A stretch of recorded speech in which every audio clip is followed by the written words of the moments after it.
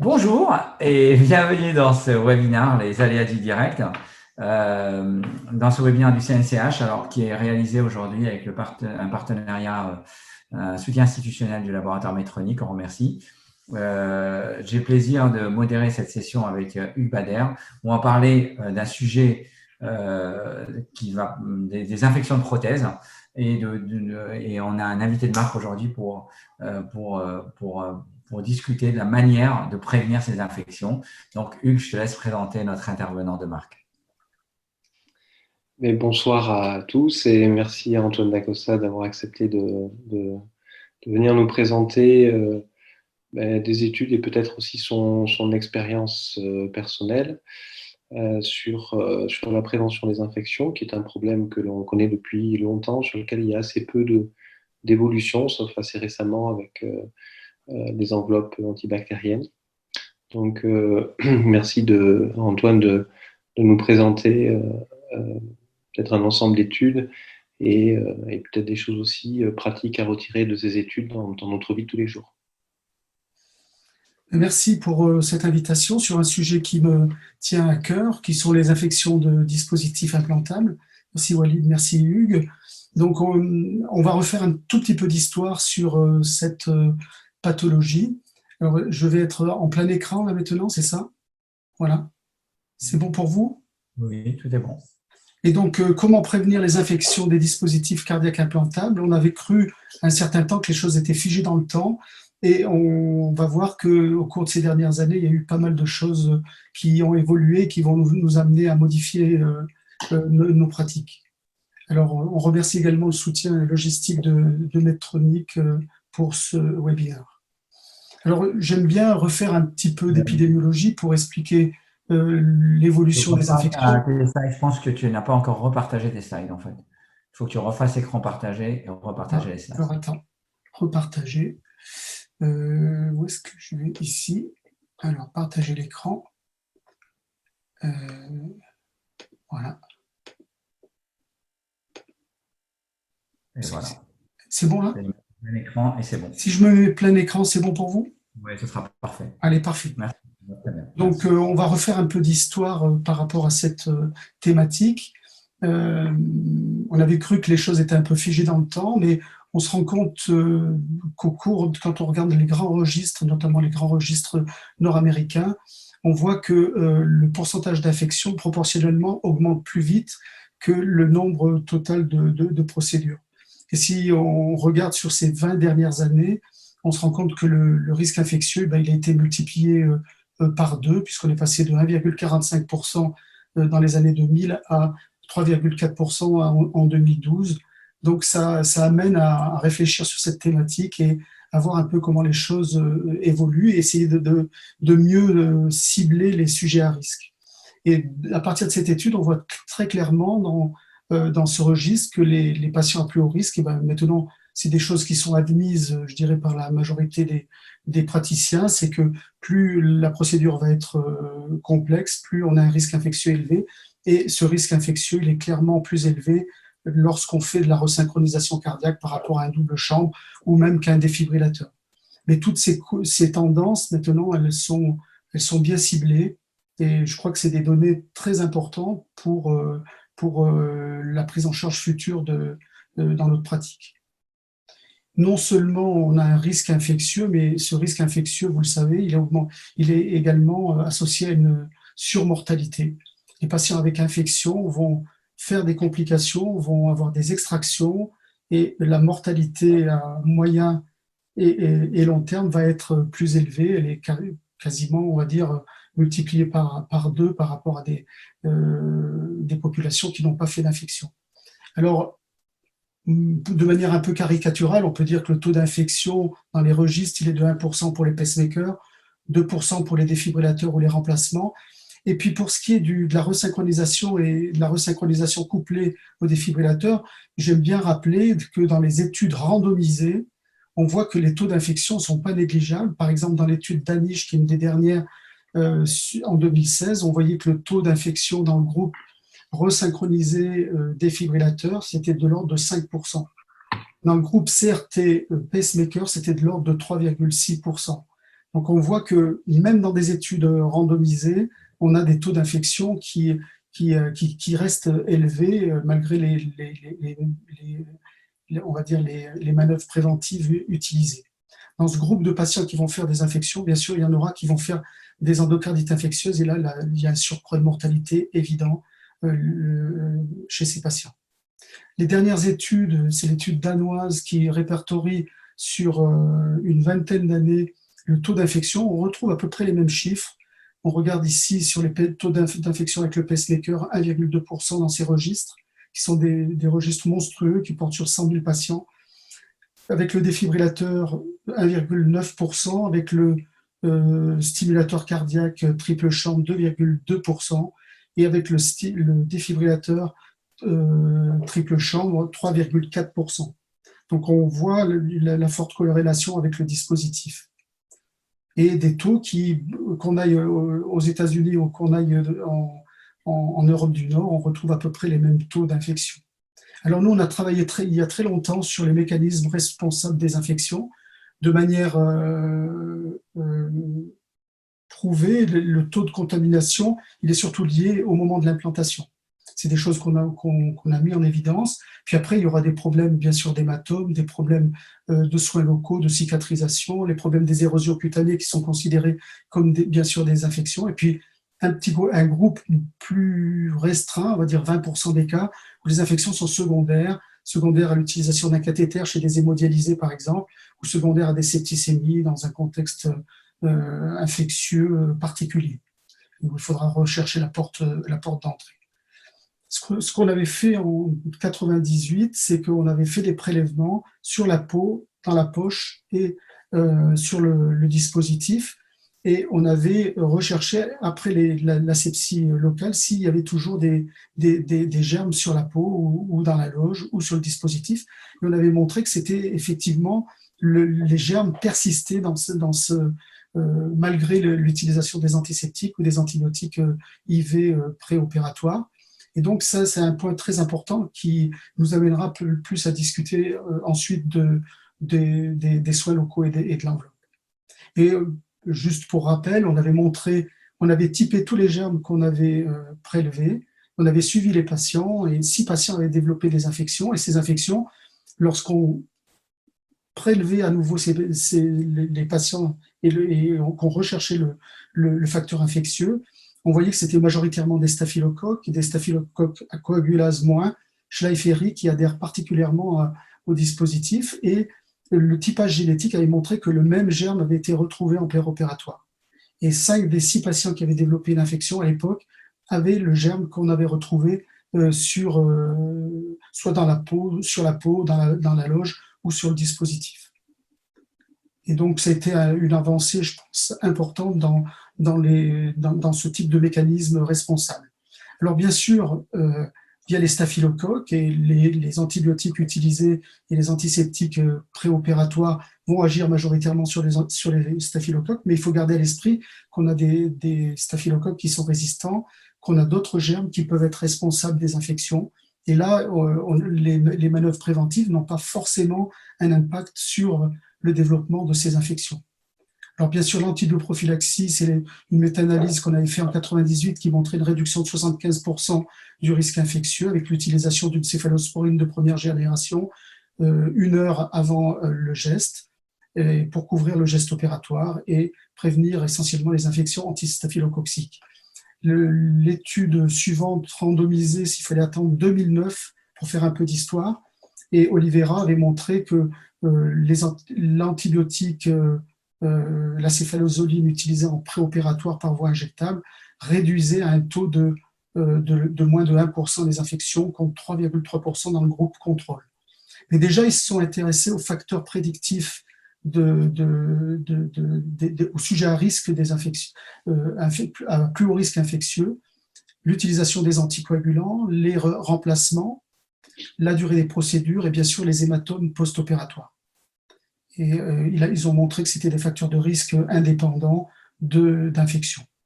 Donc c'est des éléments qu'on connaît, pour lesquels on n'agit pas forcément à la base, parce que arrêter des anticoagulants ou des antiagrégants, ça nécessite une certaine protocolisation, et donc c'est pas toujours fait dans tous les centres. Donc il y a aussi moyen de travailler sur cette thématique aussi des anticoagulants.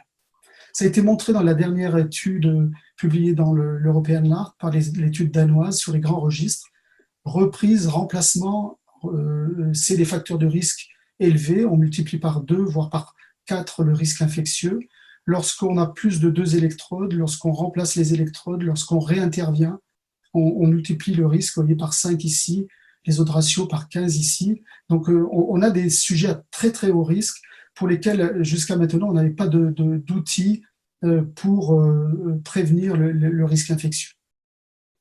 Et donc déjà Didier Klug avait montré en 2007 que la stimulation temporaire, les hématomes, l'air préchirurgical, l'absence d'antibioprophylaxie, la fièvre avant l'implantation étaient responsables d'infection. On avait montré à peu près des facteurs de risque similaires dans une étude sur le CRT, durée de procédure, type de dispositif, reprise chirurgicale et puis l'insuffisance rénale. Et d'autres études ont amené un peu des éléments très forts, notamment l'étude Replace publiée dans Circulation en 2010. Quand on veut upgrader ou changer de sonde pour des patients qui sont déjà implantés, c'est la cohorte numéro 2, et ben on va multiplier le risque infectieux. Le taux d'infection, vous voyez, dans cette étude était de 1,5% à 6 mois. Et si jamais on a un upgrading, et ben, avec une révision d'un CRT ou un upgrading en CRT, on va augmenter de manière drastique le risque infectieux. Et là aussi, il faudra essayer de prévenir, de diminuer ce risque infectieux. Et on verra que les éléments récents de la littérature nous aideront à améliorer ce risque infectieux. Tout ça aussi pour prévenir un risque lié à la surmortalité. Ouais, il ne faut pas oublier que c'est des patients âgés, fragiles, qui ont des comorbidités, qui, lorsqu'on fait une extraction, on va les exposer à un taux de complication qui n'est pas négligeable, voire à une mortalité surajoutée. Alors les protocoles, vous les connaissez, hein, d'antibioprophylaxie, ça c'est l'élément indispensable. Ce n'est pas des trucs et des astuces, c'est une méthode de travail, c'est-à-dire qu'on va faire une céphalosporine de première génération, 2 grammes avant, une demi-heure après. S'ils sont allergiques, on a une alternative qui est la clindamycine ou la vancomycine. Ces protocoles sont bien établis. Ils sont tirés aussi de protocoles, on va dire, établis par les microbiologistes de prévention des infections. Alors, on en discutait tout à l'heure, mais les enseignements des registres, c'est quelque chose qui est très intéressant parce que, au final, on se rend compte que dans les registres nord-américains, il y a une étude qui a été publiée par la société Artrisome sur les pratiques des nord-américaines.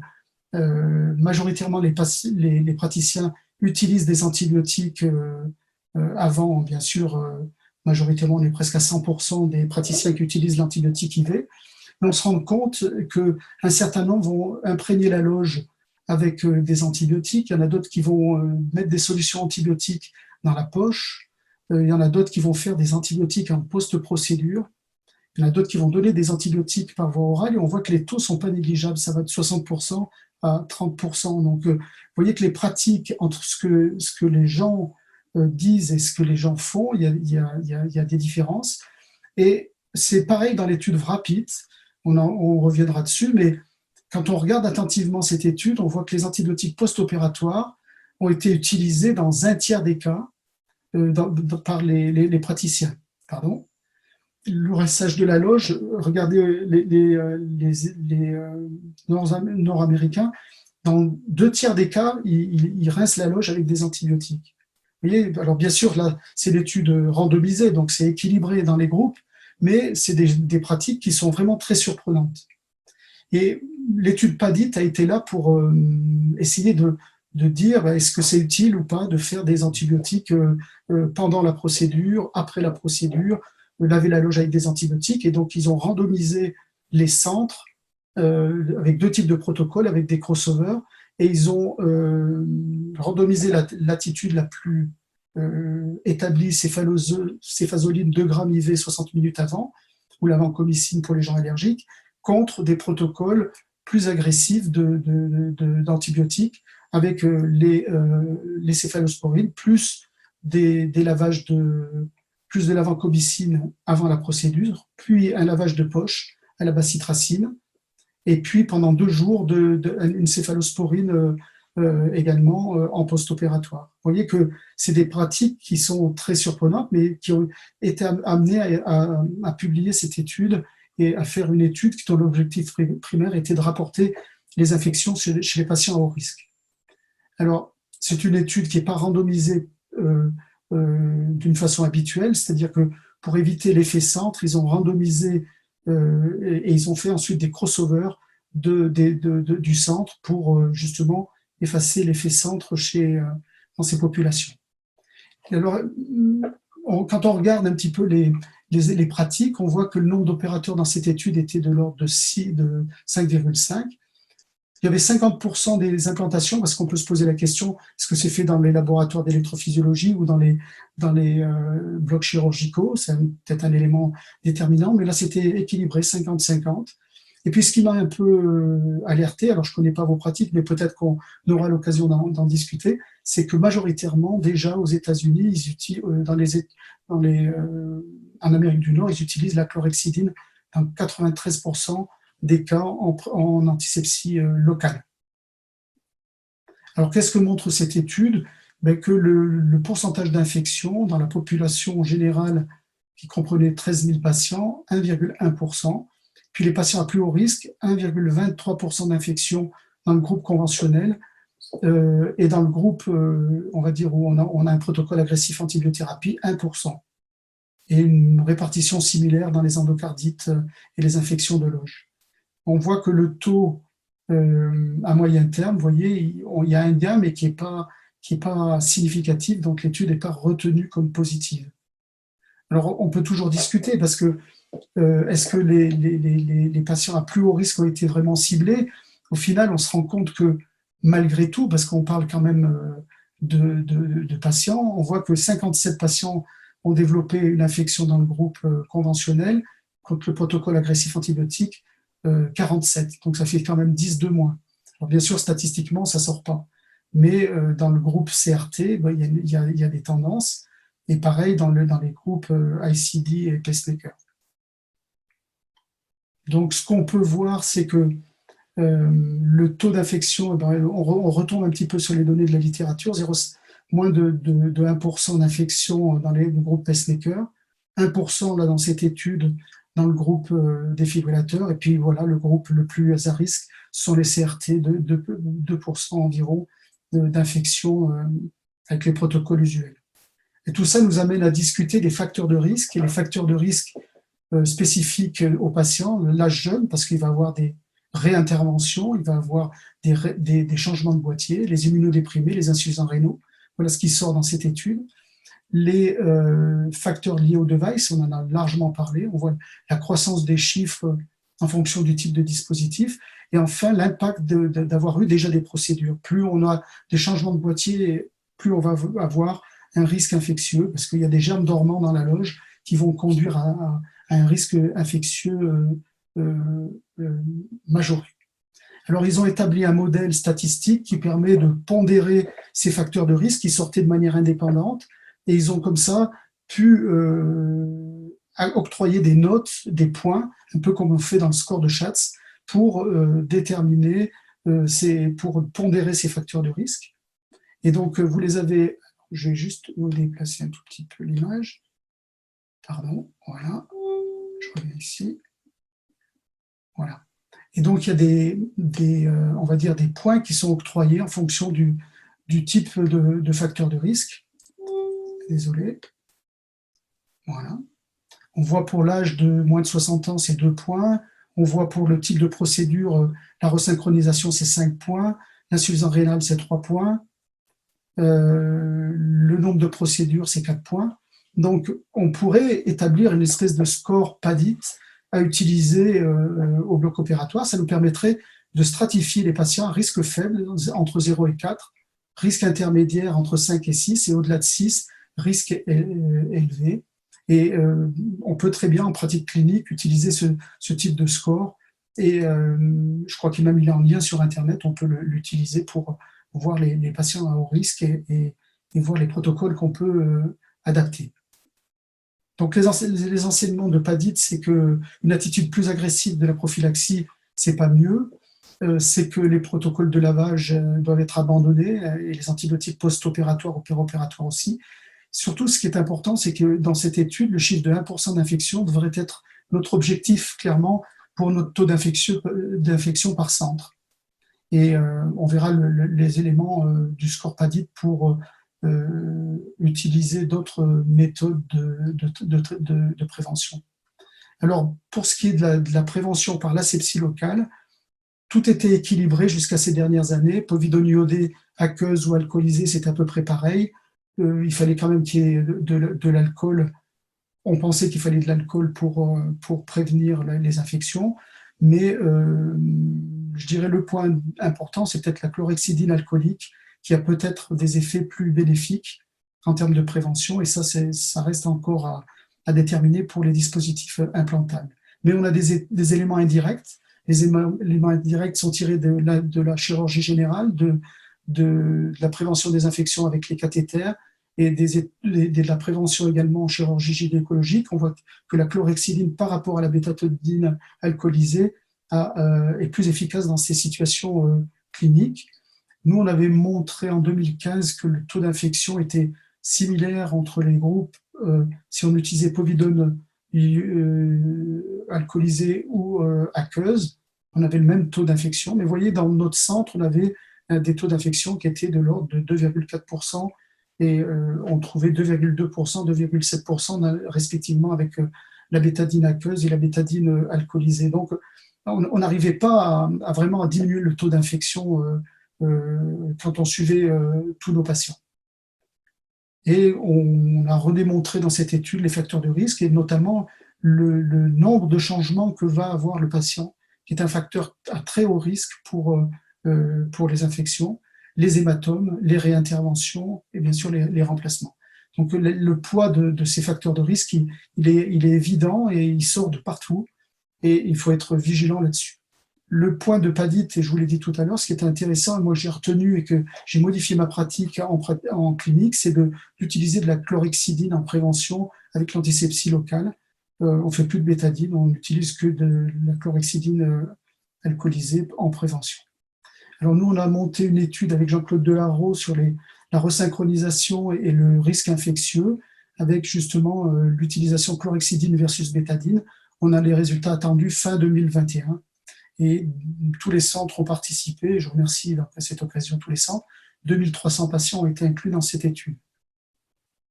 Alors, la révolution, je dirais, c'est l'utilisation des antiseptiques dans la loge avec le Tirex. Vous avez l'enveloppe antibactérienne, l'enveloppe Tirex, donc qui est conçue dans ce concept un petit peu physiopathologique où il y a des germes qui dorment dans la loge ou des germes qui n'ont pas été éliminés par l'antibiotique préventif IV ou l'antiseptique local.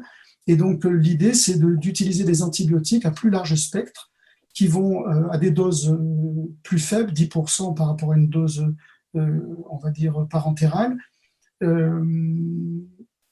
traiter des germes qui ne sont pas couverts. Et donc, ces antibiotiques, c'est l'action conjointe de deux antibiotiques qui sont la rifampicine et l'aminocycline.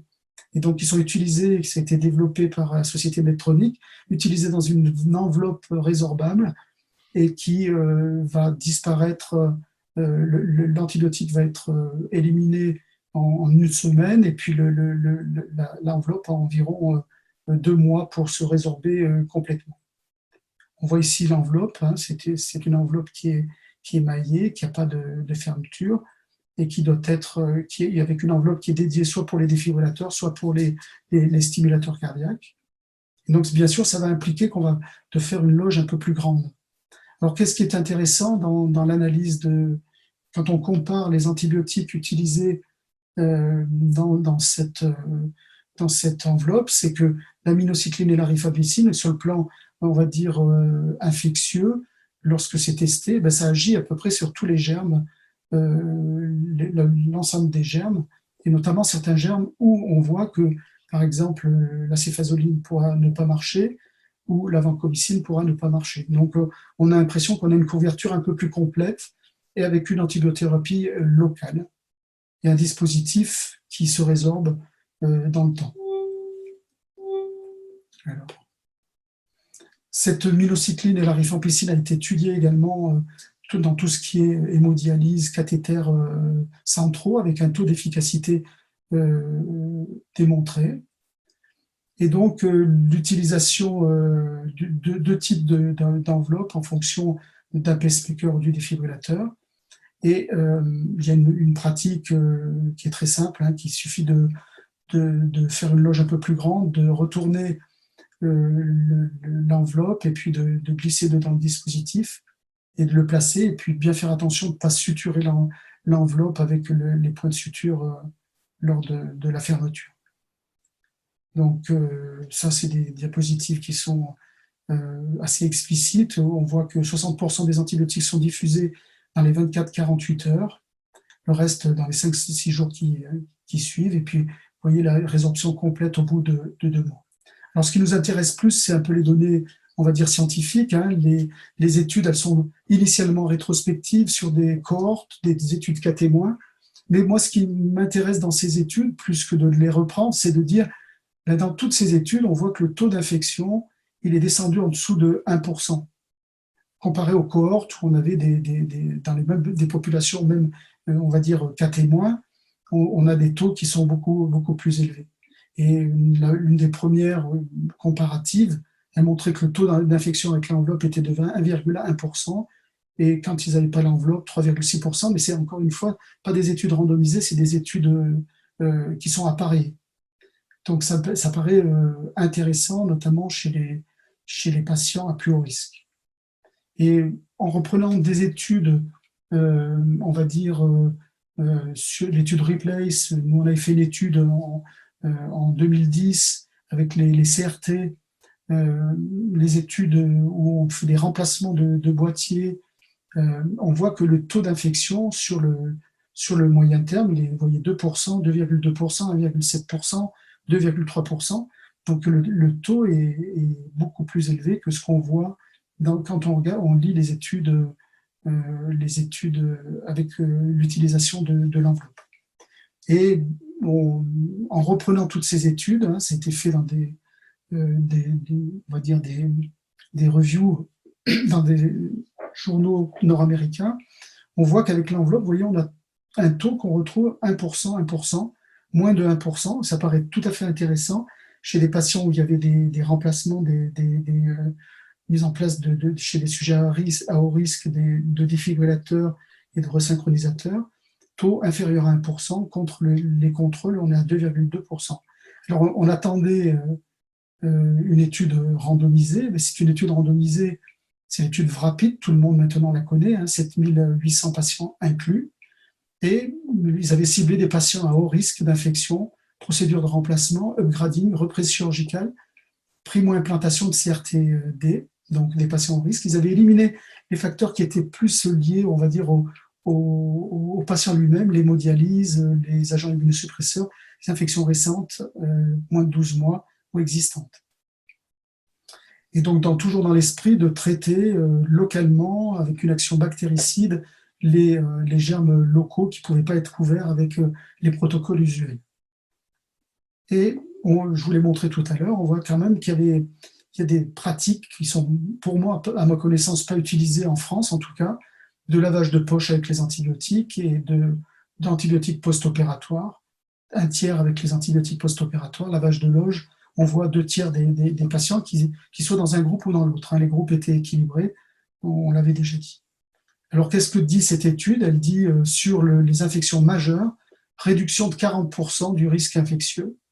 Et sur les infections de loge, réduction de 60%.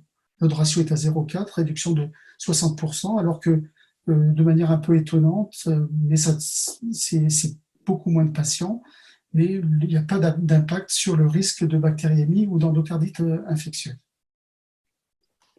Et si on regarde l'étude VRAPID à long terme, c'est-à-dire à 36 mois, le taux d'infection, on se rend compte que ce taux d'infection, les infections majeures à 36 mois, on ait un taux à 1% également. Et que l'impact sur les eaux de ration est toujours à 40% de réduction, 60% du risque d'infection de loge.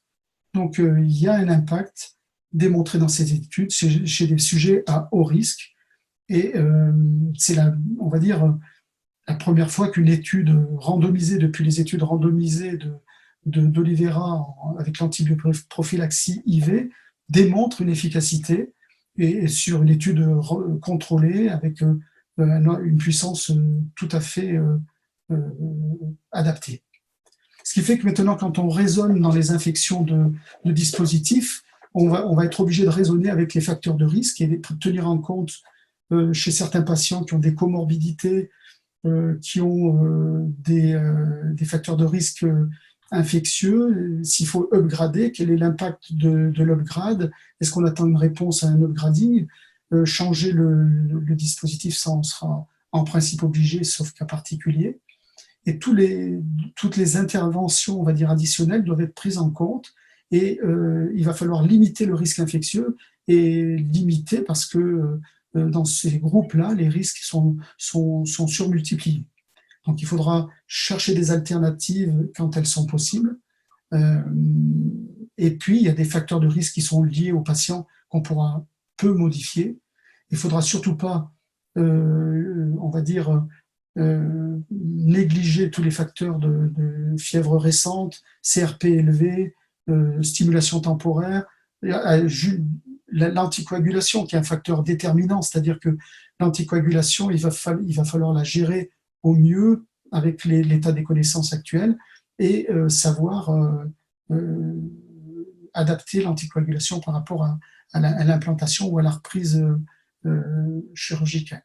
Puis il y a des éléments qui sont liés à l'apprentissage, les opérateurs moins expérimentés, donc il faut savoir les accompagner dans les salles d'électrophysiologie pour limiter le risque infectieux et le risque d'hématome, on en a largement parlé. Ce qui fait que dans les dernières recommandations, tous ces facteurs sont pris en ligne de compte et il est demandé aux opérateurs, aux responsables des centres de reprendre en ligne de compte tous les facteurs modifiables, non modifiables et d'intégrer ça dans les pratiques, c'est-à-dire différer une intervention si le patient a eu de la fièvre, s'il a une CRP élevée, savoir traiter certaines comorbidités, gérer l'anticoagulation, on en a parlé, accompagner les opérateurs moins expérimentés, limiter le nombre de personnes dans une salle, suivre les protocoles de mise en place des champs opératoires, limiter les voies d'abord,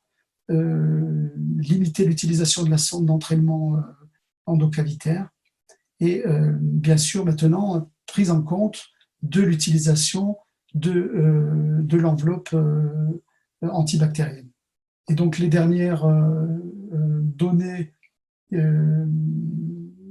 c'est le remboursement de cette enveloppe qui a été fait sur, on va dire, un niveau de remboursement qui est niveau 3, c'est-à-dire modéré, mais c'est un bon niveau de remboursement dans des populations à haut risque avec des patients qu'on expose à une surmortalité. Je crois qu'il ne faut pas l'oublier. Et donc, c'est maintenant quelque chose qui est prouvé dans l'étude VRAPID, et puis tous les enseignements qu'on tire de l'histoire des infections et tous les enseignements qu'on tire on va dire de l'utilisation de l'enveloppe dans des cohortes sur des patients à haut risque et des cohortes avec des suivis qui sont longs et qui ont une certaine puissance statistique. Quel est le niveau de remboursement? C'est une procédure de remplacement, révision ou upgrade de stimulateur ou de défibrillateur, simple, double ou triple. Vous voyez, ça va loin. Hein, et primo-implantation de défibrillateur triple chambre. Donc, c'est un niveau de remboursement pour une population qui est un remboursement pour une population qui est très large. Voilà d'un petit peu, ça m'a beaucoup plu de faire ce topo parce que je ne pensais pas dans les années 2010 qu'on arriverait à repenser le mode de prévention des infections. Et je crois qu'on a beaucoup de choses encore mettre en place par rapport à ces patients. Merci Antoine pour cette présentation qui nous a permis d'y voir beaucoup plus clair. Il me semble qu'il y a aussi le guide ERA sur la prise en charge finalement des implantations, et je trouve que pour les plus jeunes, c'est juste génial parce qu'il y a plein de petites astuces qu'on nous apprenait quand on apprenait sur le terrain. Maintenant, ils peuvent le lire et peut-être corriger également même des choses dans notre pratique. On va commencer le bal des questions. Alors, je dis à ceux qui sont connectés, vous pouvez poser des questions en cliquant sur questions ou discussion, nous mettre la question, on sera vos messagers. D'abord, je voulais poser la question, j'ai vu que tu utilisais un protocole à base de chlorhexidine, mais la douche préopératoire, elle est faite avec quoi dans ces cas-là? Avec de la chlorhexidine aussi. Oui. D'accord. Bien sûr, on a rendu homogène le protocole, et donc on utilise je crois que c'est de l'Ibiscrub en protocole de préopératoire. Ouais. Moi, ce qui m'a surpris dans les études, quand on lit les études PADIT, c'est le taux d'infection aussi, il est peut-être lié aussi à des modifications de protocoles antiseptiques. Le niveau de 1% dans des populations aussi larges, il y a l'impact bien sûr dans le groupe de l'enveloppe, mais aussi l'impact peut-être des protocoles utilisés dans ces études. Et j'avoue que c'est un protocole maintenant qui est… La chlorhexidine, ça a aussi l'avantage d'être facile à mettre en œuvre, hein, c'est-à-dire qu'on doit appliquer le bâton de chlorhexidine dans la zone opératoire, et ça dure 30 secondes. Et nous, on fait 2 fois 30 secondes. Mais avant, le protocole à base de bétadine, il est beaucoup plus long, quoi. Ça nécessite le protocole des infirmiers plus le protocole des opérateurs. Je vais te poser une deuxième question, après je vais laisser Hugues te poser des questions. Est-ce que finalement, tu nous as présenté l'enveloppe antibactérienne là, qui va être maintenant remboursée. Il y avait d'autres enveloppes antibactériennes qu'on nous présentait des fois, qui existaient alors des fois, il y avait un antibiotique dedans ou un antiseptique. Qu'est-ce qui différencie cette enveloppe-là, qui va être remboursée parce qu'elle a une étude sérieuse, randomisée, de quelque chose qui, des fois, on nous présentait, mais finalement avec peu de données? Alors, moi, les choses qu'on m'a présentées, je n'ai pas eu une expérience énorme, mais c'est surtout des antiseptiques bactéricides, des antiseptiques, pardon, qui sont utilisés par exemple chez les dialysés. Et donc, ces antiseptiques, malheureusement, il n'y a pas de preuves, on va dire, validées d'utiliser ces antiseptiques dans la loge. Et donc, et l'étude PADIT, avec des protocoles antibiotiques de lavage de loge, avec des protocoles, on va dire, différents de ce qu'est l'enveloppe antibactérienne, montre une tendance, mais c'est quelque chose qui n'est pas significatif. Je dirais que le raisonnement peut-être de cette enveloppe antibactérienne du T-Rex, c'est d'avoir bien étudié sur le plan physiopathologique les germes qui échappaient au protocole antiseptique local et antibiotiques IV préopératoire, et de cibler des antibiotiques bactéricides qui vont agir sur quelques jours et qui vont peut-être traiter des germes qui sont dormants et pour lesquels ces germes dormants on s'exposait lors des réinterventions, c'est-à-dire on ouvrait la loge et puis c'est pas forcément l'opérateur qui va changer le boîtier qui est impliqué directement dans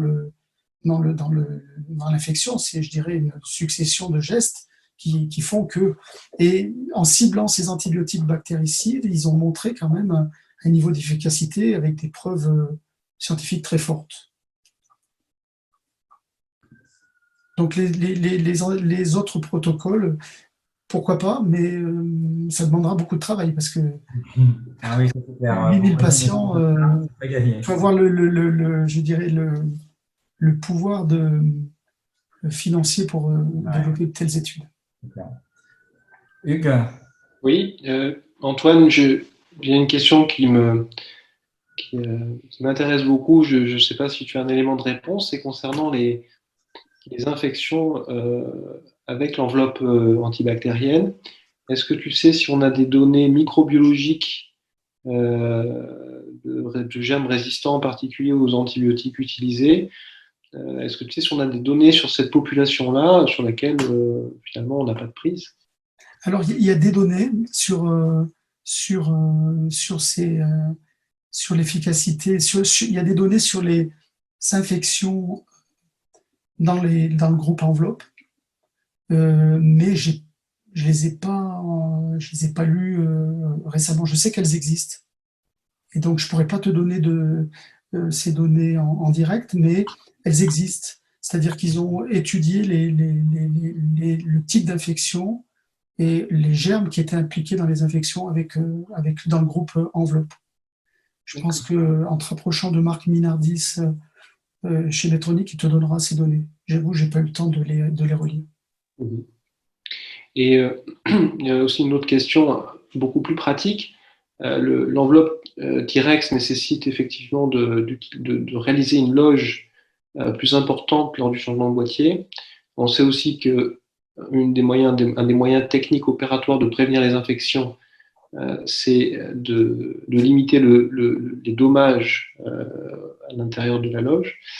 Est-ce que tu penses que cette enveloppe devrait évoluer vers quelque chose de plus adhérent peut-être au boîtier et qui nécessiterait finalement des loges un peu moins grandes et un risque d'hématome du coup moindre, qui est peut-être une des explications aussi pour des infections avec cette enveloppe?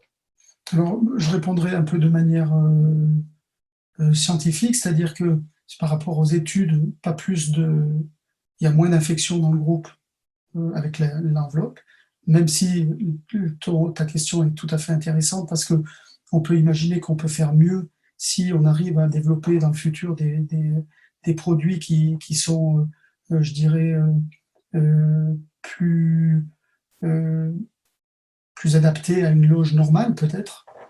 Et ça, je pense que c'est les ingénieurs de la société qui doivent travailler là-dessus. Concernant les hématomes, il n'y avait pas plus d'hématomes dans l'étude rapide, dans les analyses en sous-groupe, il n'y a pas plus d'hématomes avec l'enveloppe. Mais c'est vrai que on était un peu réticents au départ parce que, effectivement, agrandir les loges chez les patients qui sont anticoagulés, on pensait nous exposera à plus d'hématomes. Dans l'étude, non, il n'y a pas eu plus d'hématomes. Je crois que le problème des hématomes reste l'hémostase locale et reste la vraie prise en charge de l'anticoagulation, c'est-à-dire plus de relais avec les AVK, avec un INR entre 2 et 3. En ce qui concerne les AOD, c'est plus compliqué, je trouve, parce que le plus souvent, on ne sait pas s'ils sont surdosés ou pas, s'ils ont fait une petite poussée d'insuffisance rénale, si l'AOD a été bien métabolisé. Et moi, pour l'instant, j'utilise plutôt on va dire l'échelle, le score de Schatz pour savoir si j'arrête ou pas les AOD. C'est-à-dire, chez les patients qui sont à très haut risque embolique, qui ont des scores de Schatz élevés, je ne vais pas arrêter les AOD. Chez les patients qui sont à très faible risque embolique, je vais me permettre de faire une fenêtre avec les AOD. C'est pareil pour les antiagrégants plaquettaires et les doubles anti-agrégations et parfois les triples avec l'anticoagulant. Donc là, je pense qu'il y a lieu de vraiment se poser la question de comment manager ces patients. Parce que là, on rentre dans des choses qui sont vraiment à plus haut risque. Est-ce que tu penses, vu que maintenant c'est remboursé, médico-légalement, c'est intenable de ne pas en mettre? C'est-à-dire que si on a une complication, un expert peut dire, voilà, vous avez mis un défibrillateur triple chambre, le taux d'infection dans les études c'est 4%, vous avez une Ah ben infection, mais il y a un manque de chance, vous n'avez pas utilisé l'enveloppe. Ah ben si tu mets un avocat là-dessus, il va chercher la petite bête et forcément, on sera en partie responsabilisé par rapport à ce problème. Et puis, moi, je dirais que c'est même pour nous, parce que quand on a une infection de dispositif, je ne sais pas vous comment vous le vivez, mais c'est quelque chose qui est d'une pénibilité, après on est confronté à des extractions qui sont à haut risque. Des fois on enlève des sondes qui ont 20 ans d'âge, des sondes de défibrillateurs, des sondes avec des, euh, des barbillons. On se retrouve dans des situations des fois qui sont très inconfortables. Et puis bon, avoir une infection avec un patient qu'on suit, ou avec tout patient, hein, c'est vraiment la bête noire, on va dire, des stimulistes. Alors, moi, tout ce que je pourrais faire pour diminuer mon risque infectieux, je vais le mettre en place. Oui, d'accord. Il y a une question dans le chat, on nous demande est-ce que vous mettez des antibiotiques quand vous mettez des haltères implantables? Est-ce qu'on met des antibiotiques? Très bonne question. Non, jusqu'alors, on met pas parce qu'il n'y a pas de. Non, j'avoue que je ne mets pas d'antibiotiques IV.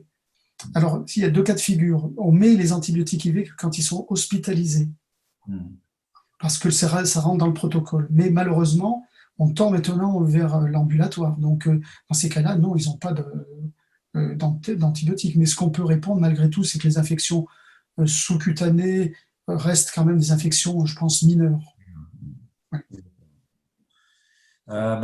Écoute, merci beaucoup Antoine, merci Hugues pour ce webinaire très intéressant qui montre qu'il y a des nouveautés qui arrivent et qui vont changer les pratiques et c'était très bien parce que ça nous a permis d'avoir une vision à la fois sur les nouveautés mais également très large. C'est pour nous un très grand plaisir avec Hugues de t'avoir accueilli à ce webinaire du CNCH. Merci à tous de nous avoir suivis. D'autres webinaires vont suivre. Là, ça va se calmer, c'est l'été, on vous laisse respirer. Mais ça va revenir en pleine forme. Notamment, il y aura des webinaires dans une quotidienne de l'ESC à ne pas rater avec le congrès de l'ESC Digital. Merci beaucoup à tous et à très, très bientôt. Bye bye. Merci Hugues, merci Walid. À bientôt. Merci pour votre invitation. Merci Antoine, c'était super. Et ça va. Moi, il y a des petites choses que je vais changer chez moi. Déjà. Puis c'était une belle présentation. Merci beaucoup. Avec plaisir. Et merci Walid de ton invitation. Et voilà, c'est très bien. À très bientôt. À bientôt. Bye bye.